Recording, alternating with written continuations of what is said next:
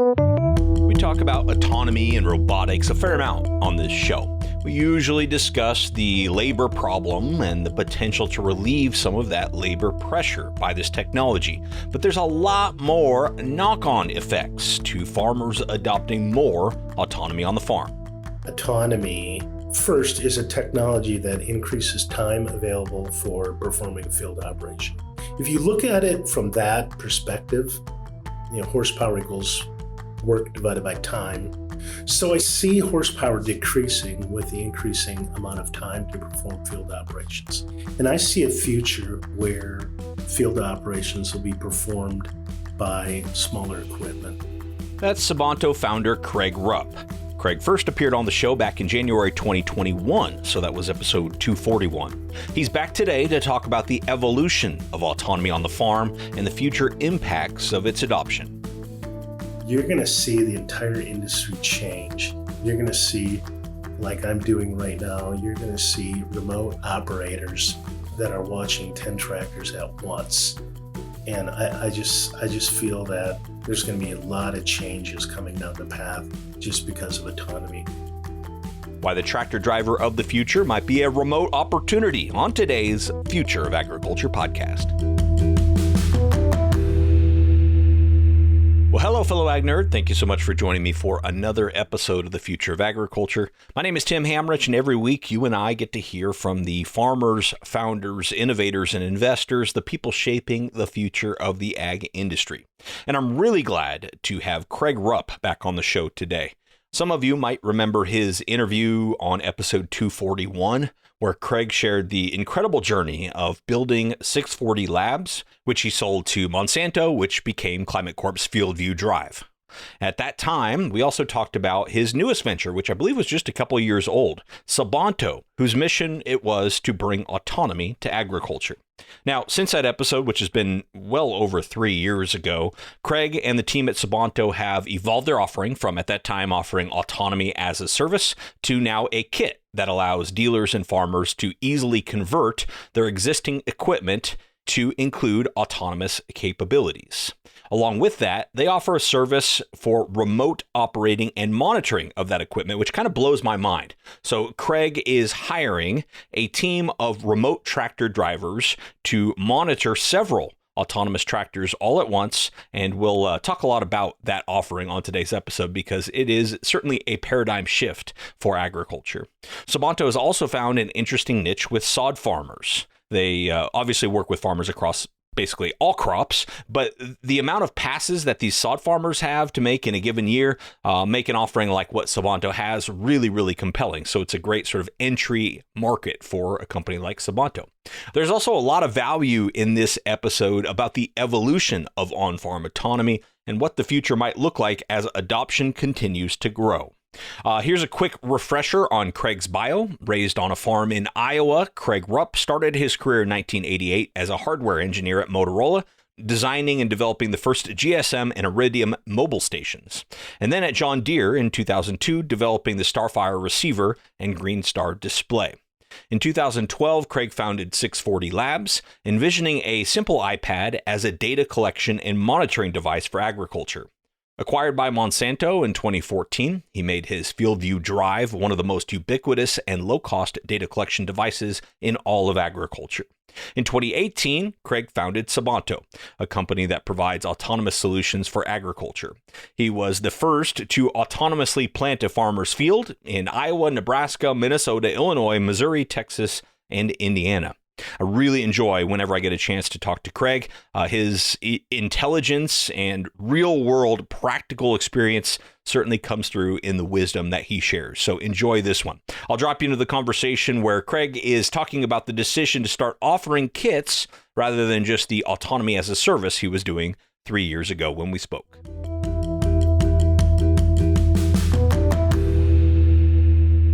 Well, okay, so first and foremost, we're spread across the U.S. We have systems running in Florida and Texas all the way up to Wisconsin, from New York all the way out to California right now. So for us to haul systems, that would be a lot of road time. So what we do is we sell an autonomous retrofit kit that gets attached to their tractors. So the farmers, the growers that we work with, they buy a kit, and our dealers or ourselves installs it on their tractors. Now, there's two options we're doing right now. There's certain farmers that run the system by themselves. And then in another way, farmers, what they do is they park their tractor out in the field, and we have remote staff that deploys and monitors the entire field operation. So you have like a command center that's monitoring these autonomous tractors from far away? Absolutely. We have one worker right now, as we speak. He's monitoring 10 systems all throughout Georgia, North Carolina, South Carolina, and Florida.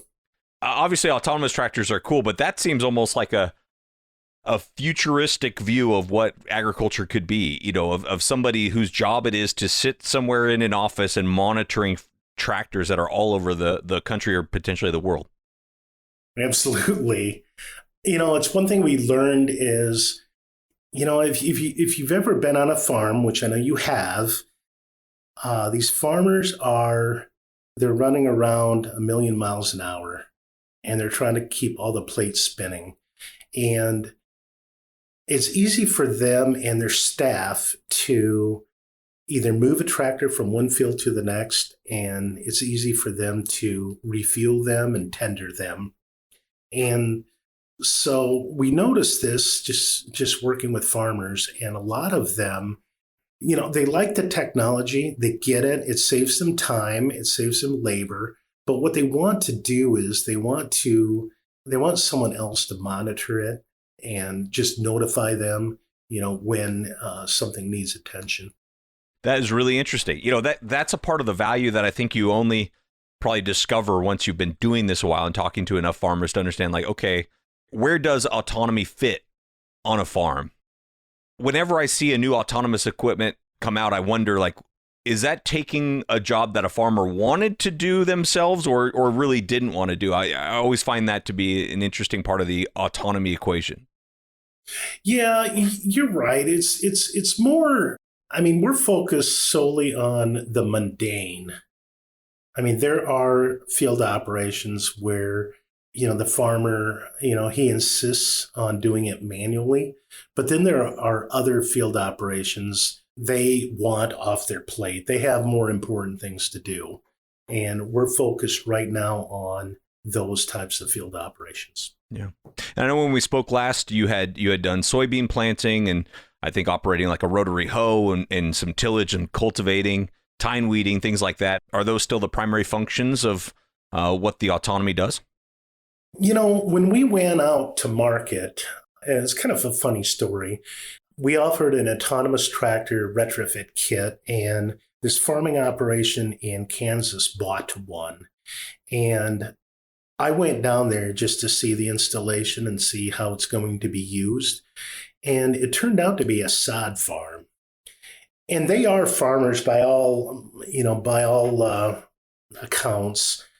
And it's kind of interesting just understanding their operations. It's like, the spring and the fall for row crop agriculture all year long. Practically in Kansas, it was, 9-10 months out of the year. Every day they're harvesting. Every day they're out in the field performing field operations. And I'll give you an example. We're working with a farming operation out of Georgia. They have 15,000 acres of sod spread across 18 locations. And they mow every 2 days. They do 70 passes a year. And it turns out they're performing over 1 million acres of just mowing alone. And then they're rolling, they're aerating, aggravating, and they're also seeding as well. So we're doing a lot of field operations for sod farms right now.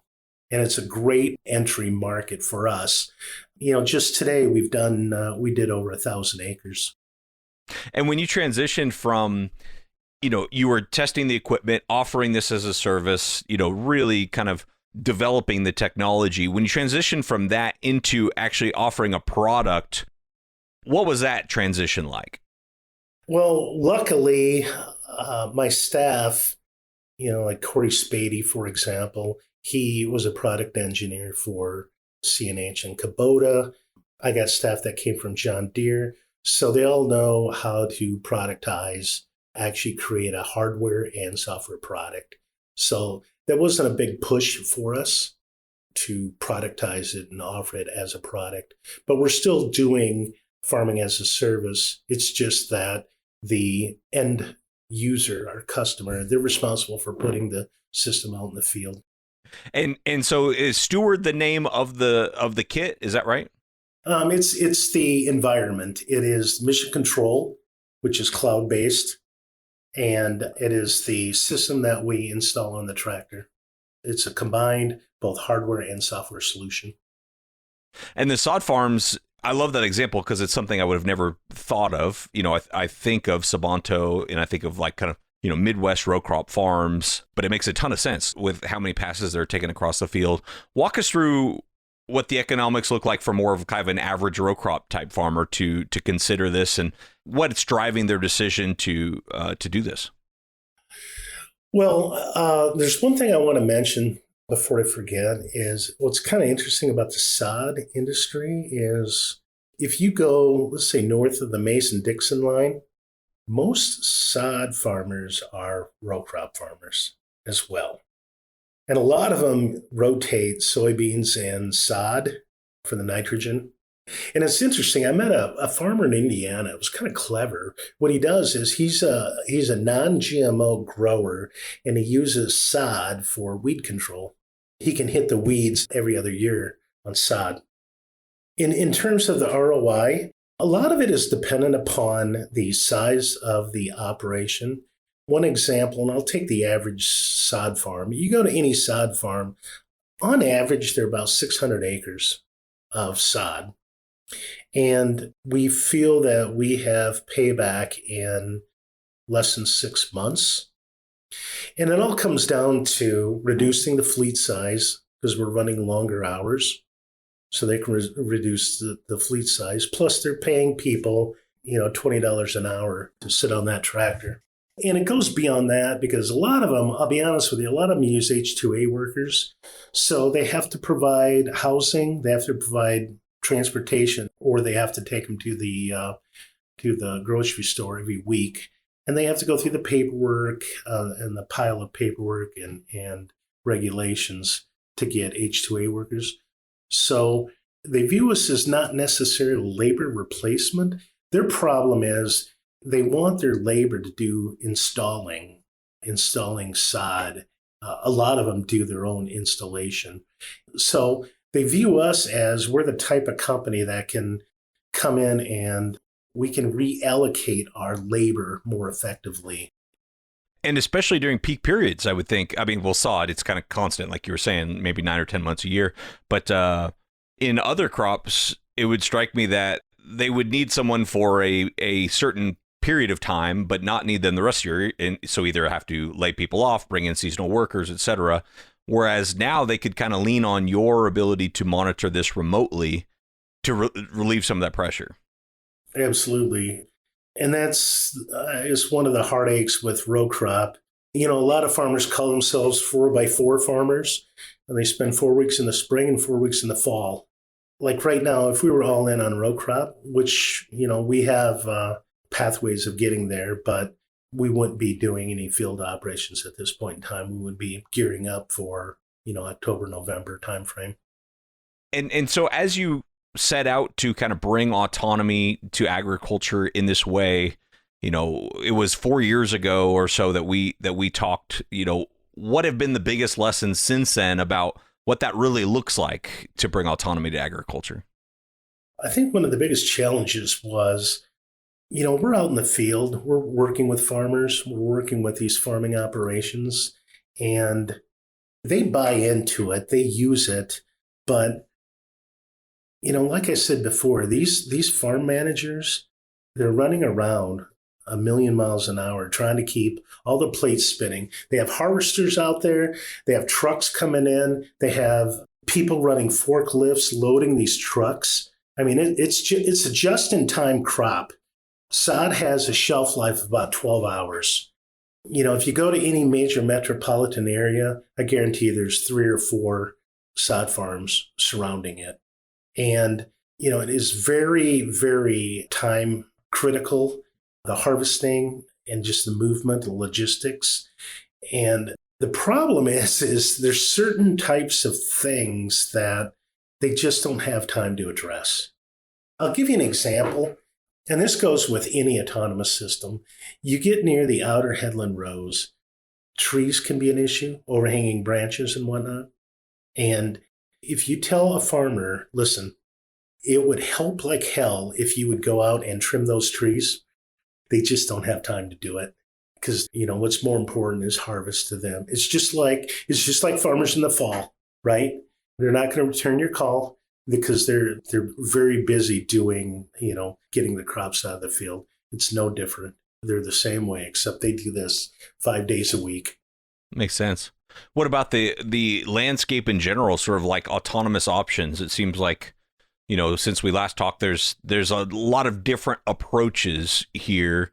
Where does it feel like the industry is in terms of progress of bringing autonomy to the farm? I think it's taking longer than what I think it should be. And I think a lot of it is it's a learning process. This is the one thing. This is just the way agriculture is right now. And this goes with seed. This goes with any technology that goes into agriculture. Every farmer that I know wants to see it before they will buy it.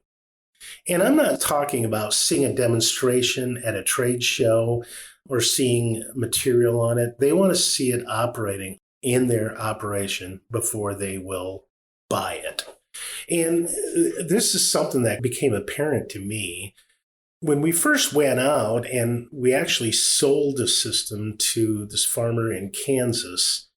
It was after a demo. One of our dealers did a demo there and they liked it and they thought, what the hell, we're going to try this.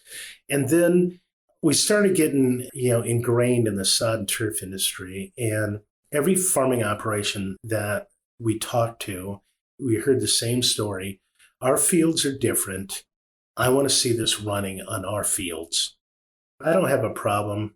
I'll load up one of our tractors, throw it on a trailer, drop it off, and let you use it for 2 weeks. And we got a lot of traction doing that because it showed a commitment that, you know what, I'm going to let you use it for 2 weeks and you can try it before you buy it. And it really helped in that, they got to know us. They got to really like our technology and like our people. And they knew we weren't just a bunch of propeller heads sitting in a cube. We were actually out there on the farm showing them how it works, what to look out for, the advantages and stuff like that. And it really helped, making inroads into some of these farming operations. That's great. And within that time period, like if you were to, drop off a kit and they were to get started, is there any particular moment that you've noticed the light bulb turns on for customers where they're like, oh yeah, now I get it, or now I really see where I'm going to be finding value from this? So we have a playbook, and what we do is we're there at 7:30, and we unload the tractor. We hooked it up to their equipment, and we're out in the field by 9:00, which is easy. Before 9:00, we're out there. We perform an operation on a field, and then we train them while we set up their field. And then the next field, they do it themselves. And then they kick it off, and then we go to lunch while the thing's running. And the light bulb goes off that this is a system. And to see them sitting in the local cafe while the system's out there running really turns the gears in their mind. Makes a lot of sense. If I'm a farmer who's hearing about this concept for the first time, one of the things that I might be thinking is, I know when a little problem can become a big problem because it's not detected, because I'm not on the tractor. Maybe I hear a noise, or I could just feel something wrong on the tractor that I want to stop and take care of before it becomes a big problem. How do you deal with that? Is part of your system, running diagnostics on the machinery itself? So we're starting that right now. We have a partnership with a company called Trimax, for example. You go to any sod and turf farm, they have heard of Trimax. They're either using their mowers or they know about their mowers. They're one of the premier brands in the sod and turf industry. They are making an intelligent mower which interfaces with our system. So they're monitoring things like spindles, RPMs, make sure belts aren't slipping, make sure everything's working properly. They're tasked with making an intelligent implement that interfaces directly with our autonomous system. Well, the sod and turf example is a great one because, like I said, that would not have been on my radar. Are there other farming operations that you have been surprised at, how much they need equipment on a regular basis where this thing just becomes a no-brainer for them? It's interesting. What I mentioned before is most sod and turf operations north of the Mason-Dixon line are row crop. And then obviously they're like, hey, I bet I could use this on my row crop operations. So we have farmers that are seeding, we have farmers that are performing tillage and doing other row crop type operations with their tractors right now. We do have a number of systems working in the hay industry, and they're using them for raking, tedding, and also mowing as well. And are there, I'm sorry, I did get hung up on the concept of the kind of the remote monitoring and somebody kind of like farming from a couch is how I think about it. But are there third parties that are doing that, or do you see that even as you expanding, always being an in-house service that you offer? I could see that as a third party doing this as well. Some of our dealers have thought about doing it. And when you say dealers, are you working with a traditional kind of farm equipment dealership for this? No, we're working with, there's a number of ag tech focused dealers out there. And what they do is they provide primarily auto steer systems, rate controllers. So they're not selling big iron, but they sell ag technologies into various farming operations. And we have a number of those in our dealer network right now. And I know you're throughout the country. Have you expanded internationally at all? If you count Canada, we most certainly have. We have Ontario covered. Well, in preparation for this, you had mentioned that you listened to the Acquired episode on Microsoft and kind of noticed some similarities between your journey and that one. Can you maybe just talk about that a little bit? Yeah, I listened to the Acquired podcast, which is a great podcast as well. It was about Microsoft, and I was listening as to when Bill Gates said, there'll be a day when there is a personal computer on every desktop, and how everyone thought he was absolutely nuts. And I couldn't help but thinking about the correlation between what we're doing and what Microsoft did. I firmly believe that autonomy, first, is a technology that increases time available for performing a field operation. If you look at it from that perspective, then I'll go to James Watt, who said, horsepower equals work divided by time. So time and horsepower are inversely proportional. So I see horsepower decreasing with the increasing amount of time to perform field operations. And I think what that'll do is that'll bring horsepower down. And I see a future where field operations will be performed by smaller equipment. I saw the correlation going back with Microsoft, and they were battling IBM, who was, made these really, really large mainframe computers, and they were focused on the smaller desktop, smaller platform. And I hear a lot of ag companies who call themselves we're the Apple of ag. I think they're the IBM of ag right now. So, you know what I'm getting at, right? I do. And so I like that comparison a lot. How does it feel today versus when you started about, sort of this vision of the personal computer, this vision of these autonomous smaller machines, does it feel like we've made progress to where people are thinking you're a little less crazy today than they were a few years ago? I'll be honest with you, Tim, I'm starting to see it today. I see farmers they're using, 120, 135 horsepower tractors, and they're starting to look at 75 horsepower tractors, running them longer hours. And what's interesting is they're realizing that, well, we don't really need a cab.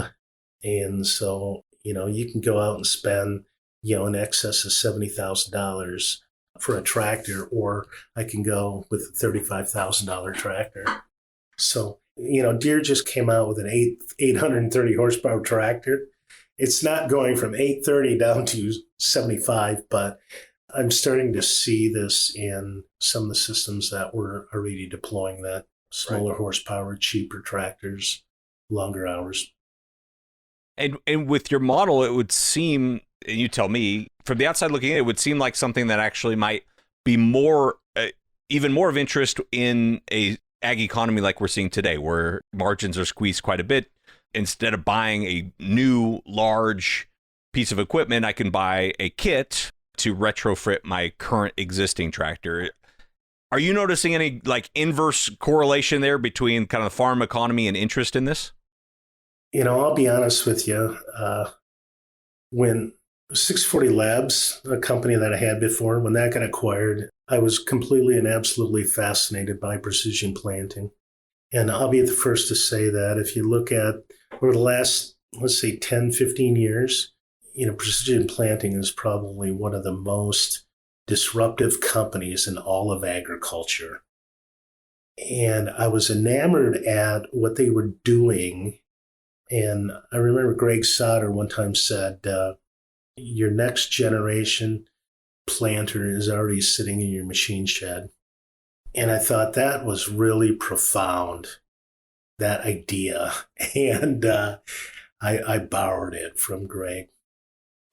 I think that's extremely profound. And it's even more difficult to actually back that up as precision planting did and as you are here now. When it comes to actually executing on that idea, what types of pushback are you getting from farmers? Maybe not pushback, but questions that they want to resolve themselves before they, actually move forward with this type of autonomy? When I talk to some conventional farmers, a lot of times, I do get the question, hey, you're taking away our jobs. And I approach that a number of ways. Number one, I'm not the problem, I'm the solution. The problem is there's not enough farmers. And I give the example, between my mother's family and my father's family, I think we have 10 farmers and farmer wives that came into this world. In my family, we have one. And, you ask a farmer how many children you have, how many farmers you're going to bring into the world, and, it's probably one or less. Again, the problem is just a lack of farmers, a lack of available labor. And the second thing is, we're going after the mundane. I've always said, I don't think autonomy is an all or nothing proposition. I have a hard time seeing a future where every last field operation or every last work done in a field is completely autonomous. I mean, we're talking maybe 20, 30 years from now, but in the short term, I don't think you're going to see 100% autonomous.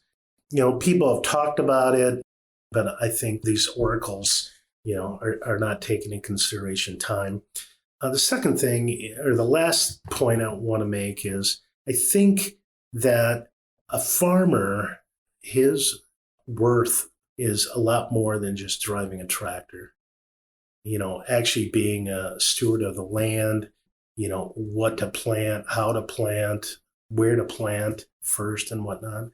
I think there's quite a lot of talent he has other than sitting behind a tractor and driving that.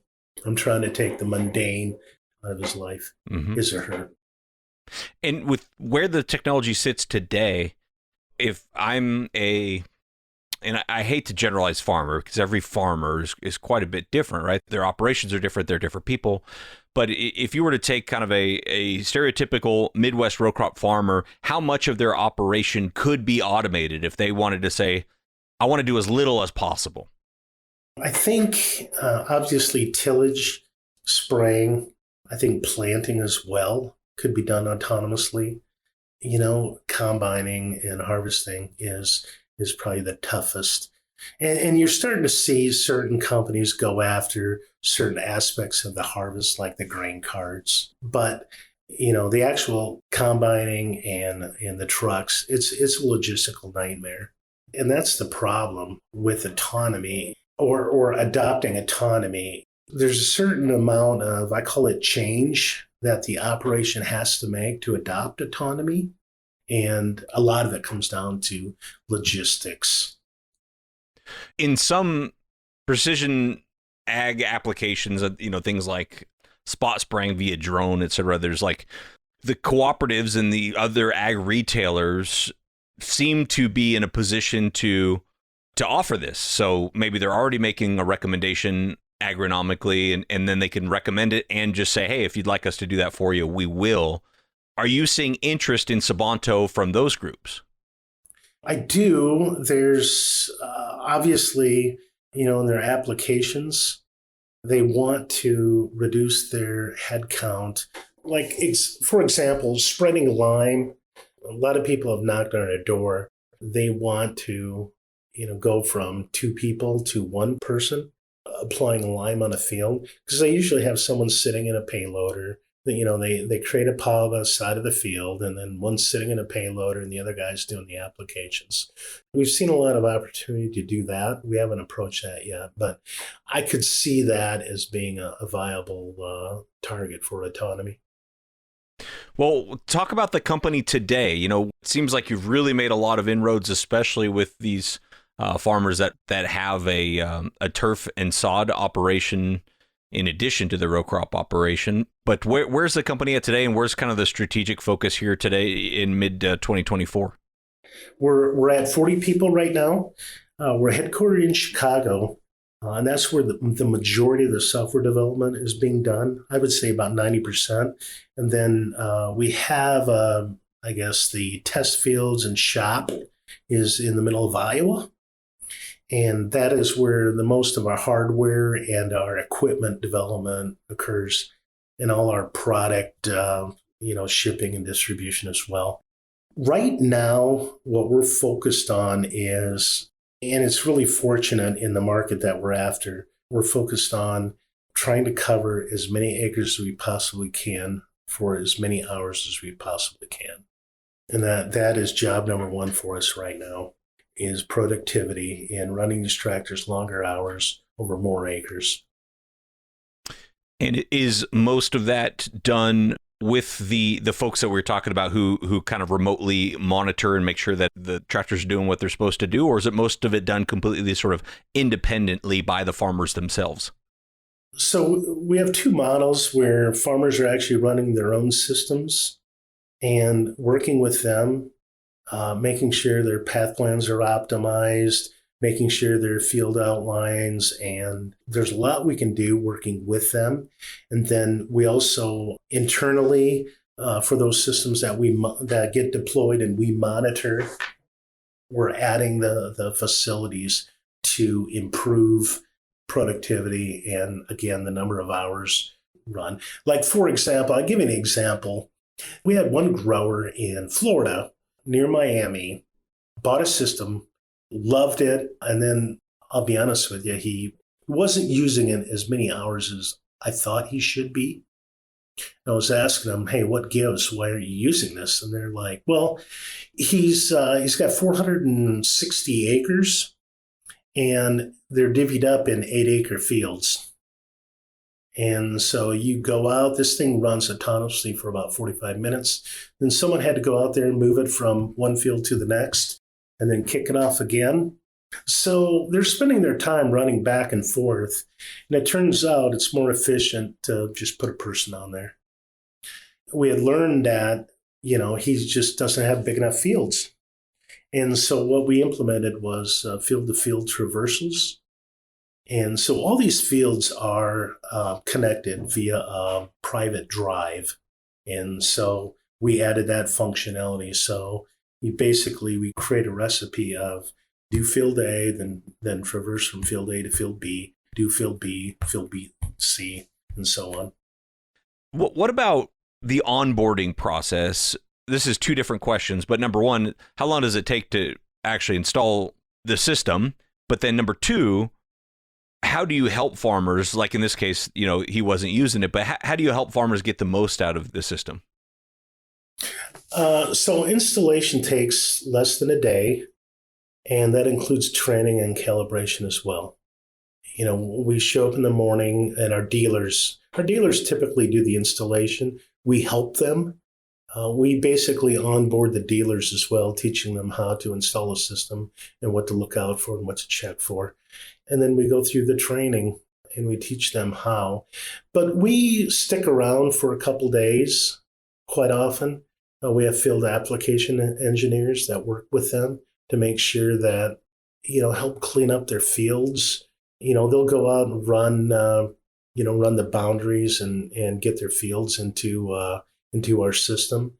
And then, there's quite a lot of cleanup and things to look out for, things to optimize their field operations. So quite often our dealers or ourselves will spend a couple days with them. Well, let's do a little bit of crystal ball discussion here. What are the second and third order effects of more broad adoption of autonomy on the farm? I mean, obviously, you could say, you see more pieces of equipment out in the field operating by themselves, but I think that has broader impacts, and I'm just curious how you see that. When I look at autonomy and, they ask me, what problem are you trying to solve? And, obviously labor, but really what it is, it's a time saver. It's going to enable farming operations done remotely, saving time with minimal labor. And once you look at it from that perspective, then I think that you're going to see the entire industry change. You're going to see, like I'm doing right now, you're going to see remote operators that are watching 10 tractors at once. You're going to see different services associated with it. And I just feel that there's going to be a lot of changes coming down the path just because of autonomy. And, as you look forward the path to getting there, what is the next kind of challenge the industry needs to overcome to work towards that end? I think, you could say connectivity, always available. I think it comes down to just adoption. And it's going to be, how is this going to be used successfully in a farming operation? And we're already seeing this. And as I mentioned, the one example of the farmer whose every field was 8 acres, we had to look at that objectively. And how is this going to work for this farmer? How are we going to cut down on his logistical nightmare deploying autonomy into his operation? We go to other farms and we don't quite have that problem, but for his, we did. And I think it's just making autonomy work for, 80% of the people out there. All right. Well, that is going to do it for today's episode. I want to thank Craig Rupp for being on the show a second time here to share his insights and the journey with Sabanto. If you'd like to learn more, just visit their website, which is just sabantoag.com. Sabanto is spelled Sabanto, sabantoag.com. Thanks again to Craig for being on the show. A lot of great things coming your way this fall. I think I said that last week, but really excited about the lineup we have and the content that I've been able to explore here lately. Really, really looking forward to sharing that with you. But last but never least, thank you for your time and your attention. I do not take it lightly. I'll be back next week with another story of ag innovation.